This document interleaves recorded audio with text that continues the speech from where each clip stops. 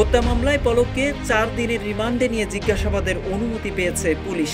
যাত্রাবাড়ী থানার auto rickshaw চালক হত্যা মামলায় সাবেক আইসিটি প্রতিমন্ত্রী জুনাইদ আহমেদ পলককে রিমান্ডের অনুমতি দেওয়া হয়। তদন্ত কর্মকর্তার আবেদনের শুনানি নিয়ে ঢাকার মেট্রোপলিটন ম্যাজিস্ট্রেট আদালত এ আদেশ দেন। বিচারকের রিমান্ডের আদেশের পর কাঠগড়ায় দাঁড়িয়ে সবার উদ্দেশ্যে পলক বলেন, ঈদ মুবারক।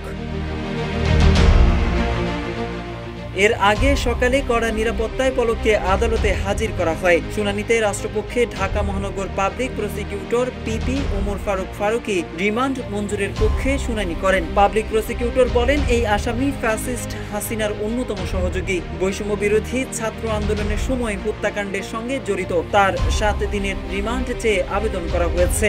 7 দিনই রিমান্ড মঞ্জুরের প্রার্থনা করছি।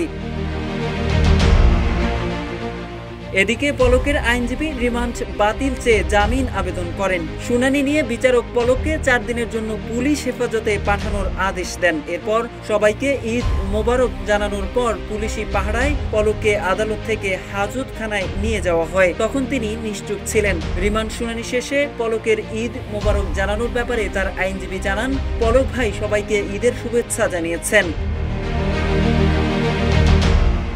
মামলার অভিযোগ থেকে জানা যায়, সরকার পতনের দিন গত বছরের 5 আগস্ট যাত্রাবাড়ী থানার কাজলা ফ্লাইওভারের কাছে গুলিবিদ্ধ হন সিএনজি চালিত অটোরিকশা চালক ওবায়দুল ইসলাম। এরপর তাকে পুরান ঢাকার মিডফোর্ড হাসপাতালে নেওয়া হলে তিনি মারা যান। এ ঘটনায় তার স্ত্রী মরিয়ম গত 8 সেপ্টেম্বর যাত্রাবাড়ী থানায় মামলা দায়ের করেন।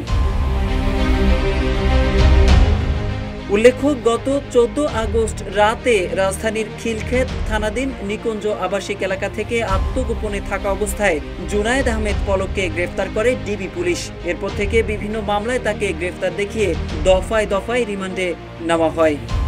মোহাম্মদ সাইফুল ইসলাম, ইত্তেফাক।